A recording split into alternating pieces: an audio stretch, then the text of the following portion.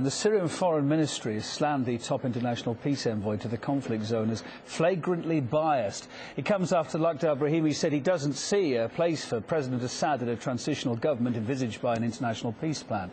Damascus has reiterated that Assad will not step down under foreign pressure. Meantime, another development. Western experts say Syria's conflict is putting the country's uranium stockpiles at risk. Let's talk about this then with Middle East commentator and blogger Carl Sharrow. Hi, Carl. Thanks for taking the time to be with us tonight. Reports say Syria may have up to 50 tons of unenriched uranium, enough to make maybe 5 nuclear bombs. Is that feasible? This is all pretty secret stuff, isn't it? We know there aren't a lot of details about Syria when it comes to nuclear. What do you think the picture is?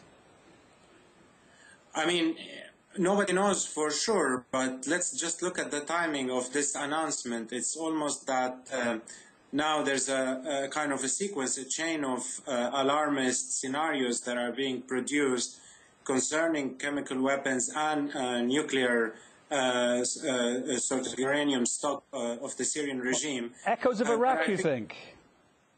Sorry? Echoes of Iraq, you think? Partially, I think, but I think it's certainly not necessarily linked to a direct invasion. But I think what's happening is there's a process of planning for the day after Assad, as Western powers are imagining it. And I think they're piling up all these different reasons for them to step in and take control of the country should that happen. I mean, one of the scenarios that said now they're afraid that Iran might get this uranium, unenriched uranium. And in fact, they could obtain it now had Bashar al-Assad had it. So I think it's another in this long list of possible reasons for the West to, or Western states to intervene and meddle in Syria by creating pretexts and scenarios. Well, that might not be true. The last time we heard Syria nuclear put together was back in 2007, wasn't it? The Al-Kibar reactor that was destroyed in, we think, a secret Israeli operation. So Israel's going to be looking at this very carefully, and these latest revelations, if indeed they're even true in the first place, aren't they? Yeah, absolutely. I mean, Israel is already kind of taking steps to control any possible fallout from how that plays out in Syria. For example, like building defense, which is misleadingly reported in the Western press as along the border with Syria, when in fact it's deep into Syrian territory because it will include naturally the occupied Golan Heights.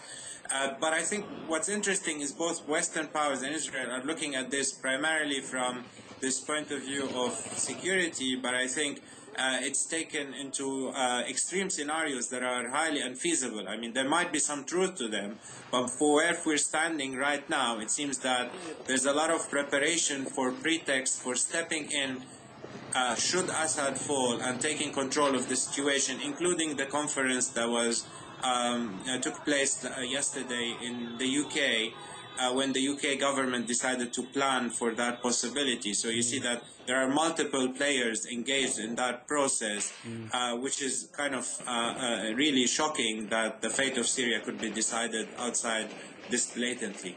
Let's go back to the nuclear issue and these rumours. I mean, what potentially could Israel's reaction be if said stockpiles do exist and if they ended up in the wrong hands? Worst case scenario, I guess. What could it be, do you think?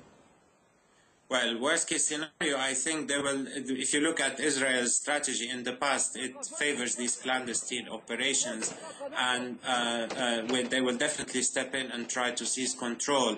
Now, whether that takes the form of a commando operation or a land invasion, we can't tell at this moment because nobody knows how the scenario will play out in the future. But there's certainly, I think the problem is everyone involved or looking at the situation from the outside are putting themselves in the frame of mind of everything going wrong and we need to step in, and this is certainly hitting the situation up rather than cooling it down.